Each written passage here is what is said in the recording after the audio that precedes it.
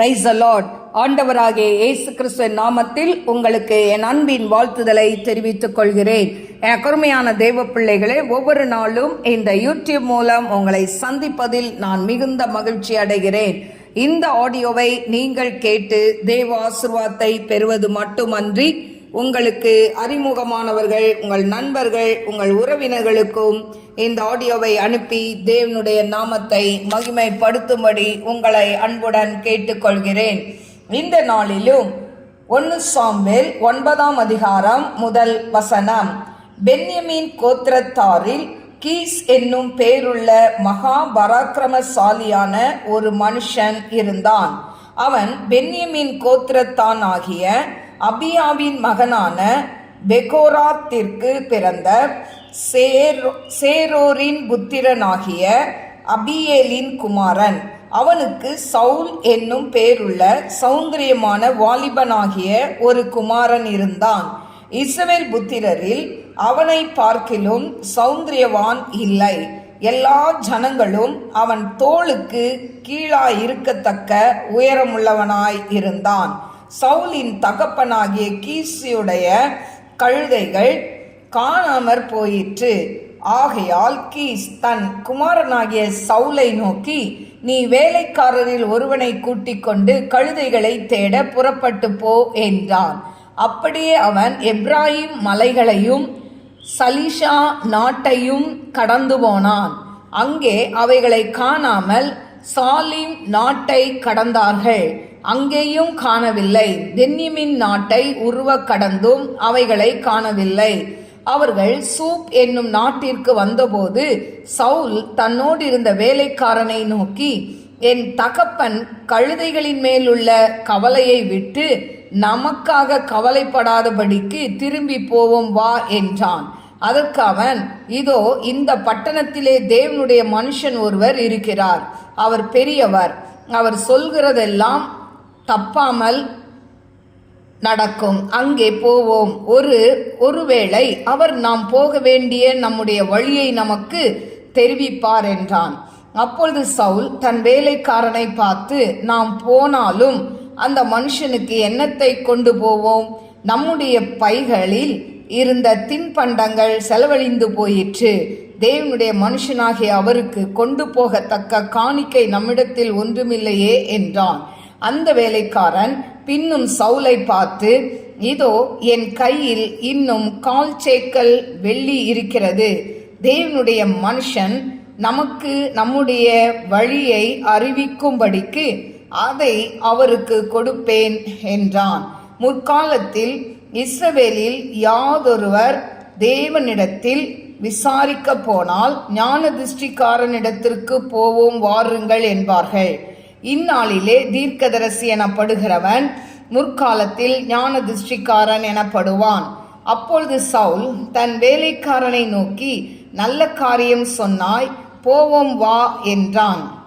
அப்படியே தேவனுடைய மனுஷன் இருந்த அந்த பட்டணத்திற்கு போனார்கள்.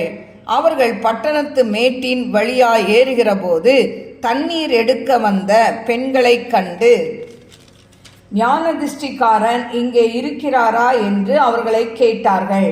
அதற்கு அவர்கள், இருக்கிறார், இதோ உங்களுக்கு எதிரே இருக்கிறார், தீவிரமாய் போங்கள்.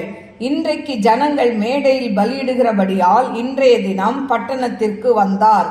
நீங்கள் பட்டணத்திற்குள் பிரவேசித்தவுடனே அவர் மேடையின் மேல் போஜனம் பண்ண போகிறதற்கு முன்னே அவரை காண்பீர்கள். அவர் வரும் மட்டும் ஜனங்கள் போஜனம் பண்ண மாட்டார்கள். பலிபீடத்தை பலியிட்டதை அவர் ஆசீர்வதிப்பார். பின்பு அழைக்கப்பட்டவர்கள் போஜனம் பண்ணுவார்கள். உடனே போங்கள், இந்நேரத்திலே அவரை கண்டு கொள்ளலாம் என்றார்கள். அவர்கள் பட்டணத்திற்கு போய் பட்டணத்தின் நடுவே சேர்ந்தபோது, இதோ சாமுவேல் மேடையின் மேல் ஏறி போகிறதற்காக அவர்களுக்கு எதிரே புறப்பட்டு வந்தான். சவுல் வர ஒரு நாளுக்கு முன்னே கர்த்தர் சாமுவேலின் காது கேட்க, நாளை இந்நேரத்திற்கு பென்யமீன் நாட்டானாகிய ஒரு மனுஷன் உன்னிடத்தில் அனுப்புவேன். அவனை என் ஜனமாகிய இஸ்ரவேலின் மேல் அதிபதியாக அபிஷேகம் பண்ண கடவாய். அவன் என் ஜனத்தை பெலிஸ்தரின் கைக்கு நீங்களாக்கி ரட்சிப்பான். என் ஜனத்தின் முறையிடுதல் என்னிடத்தில் வந்து எட்டினபடியால் நான் அவர்களை கடாட்சித்தேன் என்று வெளிப்படுத்தியிருந்தார். சாமுவேல் சவுலை கண்டபோது கர்த்தர் அவனிடத்தில், இதோ நான் உனக்கு சொல்லியிருந்த மனுஷன் இவனே, இவன்தான் என் ஜனத்தை ஆளுவான் என்றார். சவுல் நடுவாசலிலே சாமுவேலிடத்தில் வந்து, ஞான திருஷ்டிக்காரன் வீடு எங்கே சொல்லும் என்று கேட்டான். சாமுவேல் சவுலுக்கு பிரதியுத்தரமாக, ஞான திருஷ்டிக்காரன் நான் தான். நீ எனக்கு முன்னே மேடையின் மேல் ஏறிப்போ. நீங்கள் இன்றைக்கு என்னோட போஜனம் பண்ண வேண்டும். நாளை காலமே நான் உன் இருதயத்தில் உள்ளது எல்லாவற்றையும் உனக்கு அறிவித்து உன்னை அனுப்பிவிடுவேன். 3 நாளைக்கு முன்னே காணாமல் போன கழுதைகளை பற்றி கவலைப்பட வேண்டாம், அவைகள் அகப்பட்டது. இதல்லாமல் சகல இஸ்ரவேலின் அபேட்சையையும் யாரை நாடுகிறது? உன்னையும் உன் வீட்டார் அனைவரையும் அல்லவா என்றான். அப்பொழுது சவுல் பிரதியுத்தரமாக, நான் இஸ்ரவேல் கோத்திரங்களிலே சிறிதான பென்யமீன் கோத்திரத்தான் அல்லவா? பென்யமீன் கோத்திரத்து குடும்பங்களிலெல்லாம் என் குடும்பம் அற்பமானது அல்லவா? நீர் இப்படிப்பட்ட வார்த்தையை என்னிடத்தில் சொல்வானேன் என்றான். சாமுவேல் சவுலையும் அவன் வேலைக்காரனையும் போஜன சாலைக்குள் அழைத்து கொண்டு போய் அவர்களை அழைக்கப்பட்டவர்களுக்குள்ளே தலைமையான இடத்திலே வைத்தான். அழைக்கப்பட்டவர்கள் ஏறக்குறைய 30 பேராய் இருந்தார்கள். பின்பு சாமுவேல் சமையற்காரனை பார்த்து, நான் உன் கையிலே ஒரு பங்கை கொடுத்து வைத்தேனே, அதை கொண்டு வந்து வை என்றான். அப்பொழுது சமையற்காரன் ஒரு முன்னன் தொடையையும் அதனோடு இருந்ததையும் எடுத்துக்கொண்டு வந்து அதை சவுலுக்கு முன் வைத்தான். அப்பொழுது சாமுவேல், இதோ இது உனக்கென்று வைக்கப்பட்டது, இதை உனக்கு முன்பாக வைத்து சாப்பிடு. நான் ஜனங்களை விருந்துக்கு அழைத்தது முதல் இதுவரைக்கும் இது உனக்காக வைக்கப்பட்டிருந்தது என்றான். அப்படியே சவுல் அன்றைய தினம் சாமுவேலோடே சாப்பிட்டான். அவர்கள் மேடையிலிருந்து பட்டணத்திற்கு இறங்கி வந்த பின்பு அவன் மேல் வீட்டிலே சவுலோடே பேசிக் கொண்டிருந்தான். அவர்கள் அதிகாலமே கிழக்கு வெளுக்கிற நேரத்தில் எழுந்திருந்த போது சாமுவேல் சவுலை மேல் வீட்டின் மேல் அழைத்து, நான் உன்னை அனுப்பிவிடும்படிக்கு ஆயத்தப்படு என்றான். சவுல் ஆயத்தப்பட்ட போது அவனும் சாமுவேலும் இருவருமாக வெளியே புறப்பட்டார்கள். அவர்கள் பட்டணத்தின் கடைசி மட்டும் இறங்கி வந்தபோது சாமுவேல் சவுலை பார்த்து, வேலைக்காரனை நமக்கு முன்பே நடந்து போக சொல் என்றான். அப்படியே அவன் நடந்து போனான். இப்பொழுது நான் தேவனுடைய வார்த்தையை உனக்கு தெரிவிக்கும்படிக்கு நீ சற்றே தரித்து நில் என்றான். என் கருமையான தேவ பிள்ளைகளே, இந்த நாளிலும் 1 சாமுவேல் 9ஆம் அதிகாரம் 1 முதல் 27 வசனங்களை நான் வாசித்திருக்கிறேன். என் கருமையான தேவ பிள்ளைகளே, இந்த நாளிலும் இந்த சவுல் என்று சொன்னால் அதாவது கேட்கப்பட்டவர் இல்லைன்னா விரும்பப்பட்டவர் அப்படின்னு அர்த்தம். எனக்கு அருமையான தேவ பிள்ளைகளே, இந்த சவுல் பார்த்தீங்கன்னா அதாவது ராஜாவாகிறதுக்கு முன்னால இவன் எப்படி இருந்தான்னா, அதாவது நல்ல ஒரு கீழ்ப்படிதல் உள்ள ஒரு மனிதனாய் இருந்தான். அவங்க அப்பாவுடைய வார்த்தைக்கு கீழ்ப்படிந்து கழுதையை தேட போனவன். அதுக்கப்புறமா ஆண்டவர் அவனை என்ன பண்ணார்? ராஜாவாய் தெரிந்து கொண்டார். அது மட்டுமல்ல, அதாவது வேலைக்காரர்கள் ஆலோசனை கொடுத்தா கூட அதை கேட்கிற ஒரு மனசு அவனுக்கு இருந்தது. அது மட்டும் இல்லை, தேவனுடைய ஊழியக்காரர்களுக்கு மரியாதை செலுத்தணும், அவர்களுக்கு காணிக்கை கொடுக்கணும், இப்படிப்பட்ட நல்ல குணம்லாம் சவுலுக்குள்ள இருந்தது. எனக்கு அருமையான தேவ பிள்ளைகளே, இப்படிப்பட்ட சவுல் அதிகாரத்துக்கு வந்த பிறகு, பதவிக்கு வந்த பிறகு அவனுடைய குணங்கள் மாறுபட ஆரம்பித்தது. அப்படின்னா அவன் எப்படி, அதாவது அவ்வளோ கீழ்ப்படிதலாக இருந்த அந்த சவுல் பார்த்தீங்கன்னா அதுக்கப்புறமா அவனுக்குள்ள வந்து கோபம், எரிச்சல், கீழ்ப்படியாமல் ஆண்டவருக்கு முழுமையாய் விட்டு கொடுக்காத காரியங்கள், இப்படி பல குணங்கள் அவனை சூழ்ந்து கொண்டதை நாம் பார்க்கிறோம். எனக்கு உண்மையான தேவ பிள்ளைகளே, அது மட்டும் இல்லை, ஆசாரியர்களை கொலை செய்யத்தக்க அப்படிப்பட்ட காரியங்கள்.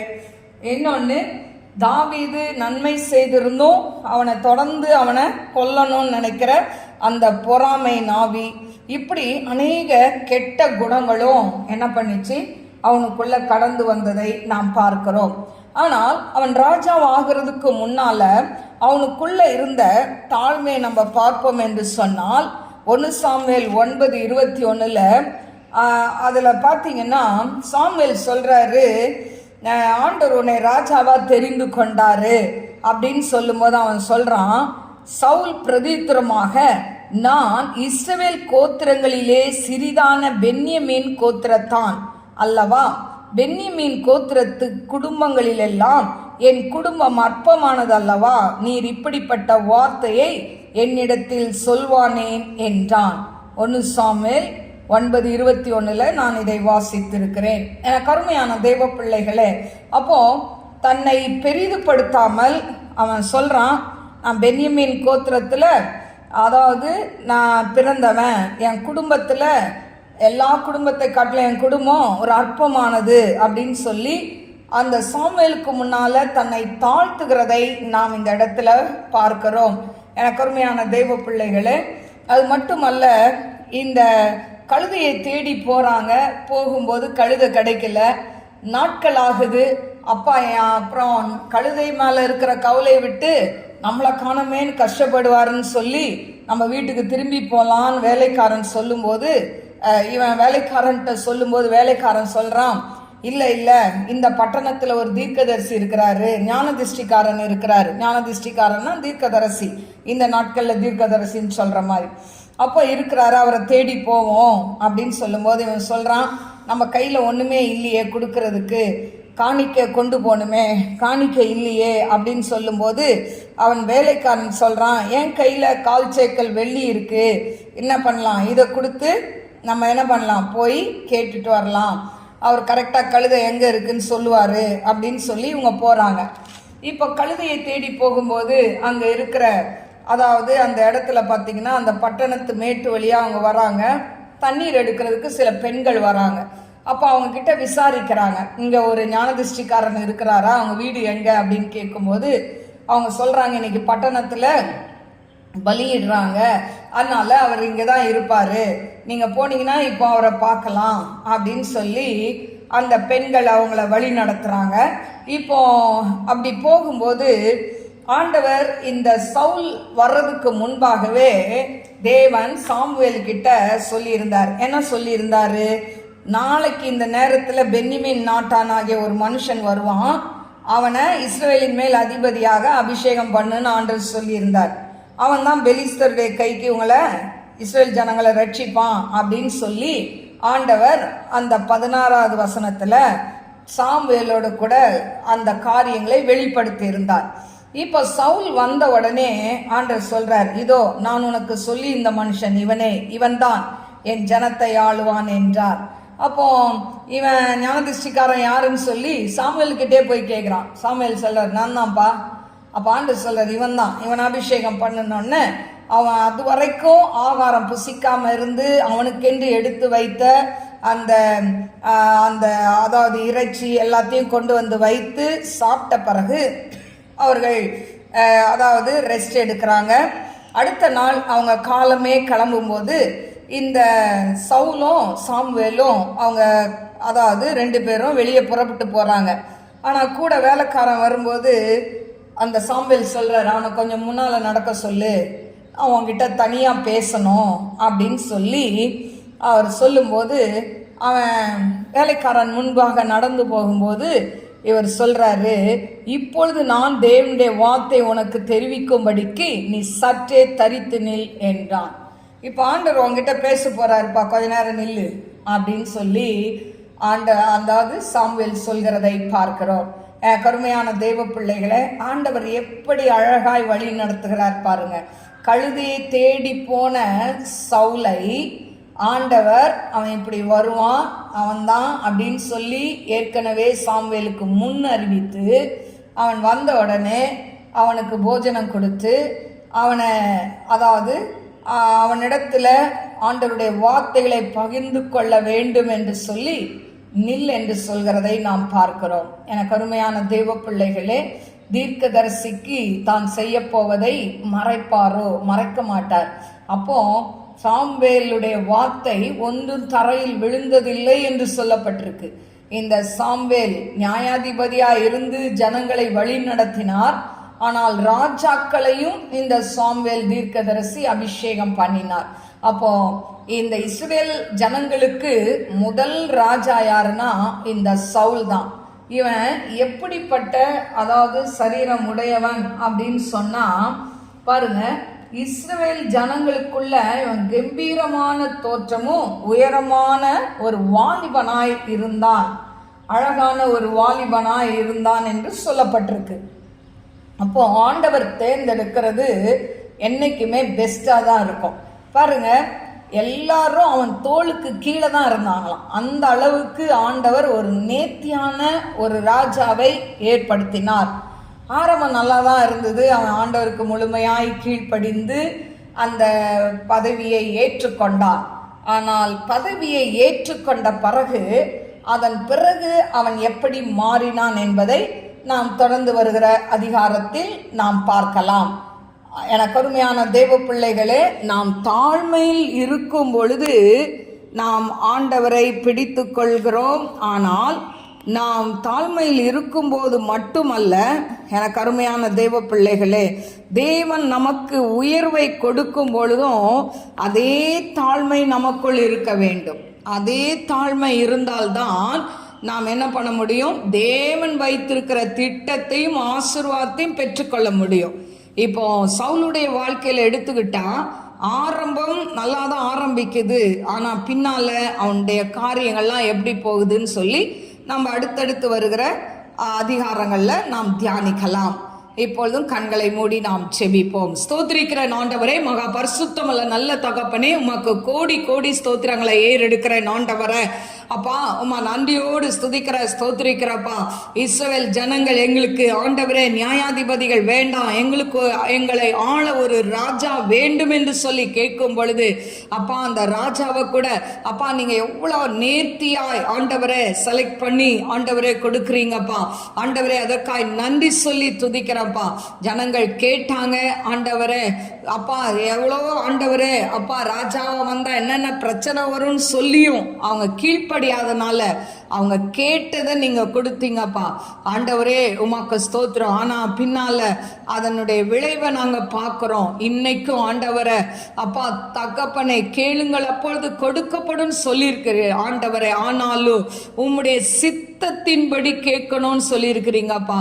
உம்முடைய சித்தம் இல்லாததை நாங்கள் கேட்டு ஆண்டவரை அதை பெற்றுக்கொண்டு அதுக்கப்புறம் ஆண்டவரை எங்க வாழ்க்கையில வரக்கூடிய ஆண்டவரே அந்த அழிவை நாங்க பார்க்காதபடிக்கு உம்முடைய சித்தத்துக்கு ஒப்பு கொடுத்து ஜெபிக்கிற பிள்ளைகளாய் மாற்றுங்கப்பா. ஆண்டவரே, இஸ்ரவேல் ஜனங்கள் இறைச்சியை கேட்டாங்க ஆண்டவரே, அவங்க முறுமுறுத்தது உமக்கு பிடிக்கல, இறைச்சியை கொடுத்தீங்க.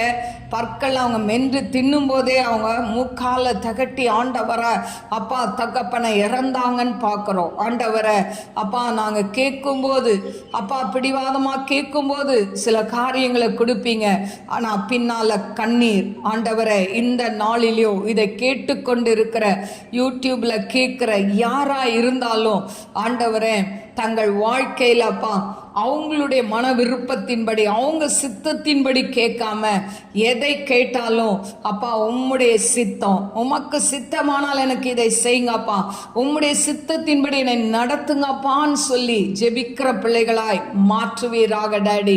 ஆண்டவரே இறங்குங்கப்பா, இறங்குங்கப்பா. நீங்க அப்படி செய்ய போறதுக்காய் ஸ்தோத்திரிக்கிற இந்த நாளில் இதை கேட்டுக்கொண்டு இருக்கிற பிள்ளைகள் என்னென்ன மன பாரத்துல சஞ்சலத்துல ஆண்டவரே கண்ணீர் வேதனையில இருந்தாலும் அவர்கள் கண்ணீருக்கு ஒரு முடிவை உண்டு பண்ணுங்க ஆண்டவரை. அப்பா அம்மாக்கு ஸ்தோத்திரிக்கிற துதிக்கிறப்பா. உம்முடைய கிருபை அவர்களை தாங்கட்டும் அப்பா. எத்தனையோ குடும்பங்கள் கணவன் மனைவி சமாதானம் இல்லாம வாழ்ந்து கொண்டு இருக்கிறாங்கப்பா. ஆண்டவரே கணவன் வேறொரு உறவை வைத்து கொண்டு உல்லாசமாய் வாழ்ந்து கொண்டு இருக்கிற குடும்பங்களும் உண்டப்பா. அப்படிப்பட்ட குடும்பங்கள் அப்பா நீங்க அற்புதத்தை செய்யுங்க ஆண்டவரை. அப்பா அந்த ரகசிய உறவுகளை முறித்து போடுவீராக டாடி. ஷலகாத மை போலா கர்பியாத ரை கரபா. அந்த மனைவியானவள் வடிக்கிற கண்ணீருக்கு நீங்க பதில் கொடுங்க ஆண்டவர, பதில் கொடுங்க ஆண்டவர. ரிபா கபா லரா தீனா மா கரபா. நிச்சயமாய் முடிவு உண்டு, உன் நம்பிக்கை வீண் போகாதுன்னு சொன்னீங்களேப்பா. இன்னைக்கு இந்த வார்த்தையை கேட்டுக்கொண்டு என்னோடு இணைந்து ஜெபிக்கிற யார் யார் வாழ்க்கையிலப்பா அவங்களுடைய கணவன்மார் சரியில்லாம இருக்கிறாங்களோ, இல்ல மனைவிமார் சரியில்லாம இருக்கிறாங்களோ, அவங்களுடைய ஜீவியம் மாறட்டும். ரீதா லைக்க சக்கே ரபோ லக்கத்தி ரபா கரபா. அப்பா, வீணான தொடர்புகளை வைத்துக்கொண்டு உல்லாசமாய் ஊரை சுற்றி கொண்டு வருகிற ஆண்டவரே, சகோதரனானாலும் சகோதரிகளானாலும் ஆண்டவரை தொடுவீராக, தொடுவீராக. அந்த வாழ்க்கையை கசப்பாய் மாற்றுவீராக ஆண்டவரை. மாறாவின் கசப்பை போல அந்த வாழ்க்கையை மாற்றுவீராக அப்பா. சொந்த மனைவியோடு சொந்த கணவனோடு நல்மனம் பொருந்தி அப்பா குடும்பத்தில் அப்பா இணைந்து வாழ கிருபை கொடுங்கப்பா. இன்னைக்கு இது நிமித்தம் பிரிந்திருக்கிற அநேக குடும்பங்கள் உண்டு அப்பா, அநேக குடும்பங்கள் உண்டு. அந்த குடும்பங்களை எல்லாம் ஒன்று சேர்க்க வேண்டுமாறு ஜெபிக்கிறேன் அப்பா. குடும்பத்தில் அப்பா இப்படிப்பட்ட பாவங்களை, ஈச்சையை தூண்டுகிற அந்த ஆண்டவரை ஈச்சையின் ஆவி அந்த குடும்பத்தை விட்டு வெளியேறட்டும் என்று ஜெபிக்கிற அப்பா. உம்முடைய கரத்துல தாழ்த்தி ஒப்பு கொடுக்கிறப்பா. பெற்றோர்களை ஏமாத்துற பிள்ளைகள் ஆண்டவரை கஷ்டப்பட்டு ஃபீஸை கட்டி படிக்க வைக்கும் போது அப்பா ஸ்கூலுக்கு போகாம ஆண்டவரை ஊரை சுத்தி தக்கப்பனை ஏமாற்றி திரிந்து கொண்டிருக்கிற, உல்லாசமாய் வாழ்ந்து கொண்டிருக்கிற ஆண்டவரை பிள்ளைகளை தொடும், வாலிப மகனை தொடும், வாலிப மகளை தொடும், தொடுமாண்டவர. ரேபா கபாலா ரபா கபா ரபா கரபா ஒரு ரபா கபா ரபா தீரபா கரபா. அப்பா, அவங்க சூஸ் பண்ண அந்த வாழ்க்கை சரியில்லைன்றதை உணர்த்துங்க டாடி. ஆண்டவரே உமக்கு ஸ்தோத்திரிக்கிறேன். படிக்கிற வயசுல படிக்கட்டும் ஆண்டவரை. வேற எந்த சிந்தையும் அவங்கள ஆளக்கூடாதாப்பா. அப்பா, இப்படிப்பட்ட அன்பு என்கிற அந்த சிறைக்குள்ள விழுந்து கிடக்கிறப்பா டீனேஜ் பிள்ளைகளை தூக்கி நிறுத்துங்க டாடி, தூக்கி நிறுத்துங்க. எத்தனை பெற்றோர்கள் கண்ணீர் வடிக்கிறாங்கப்பா.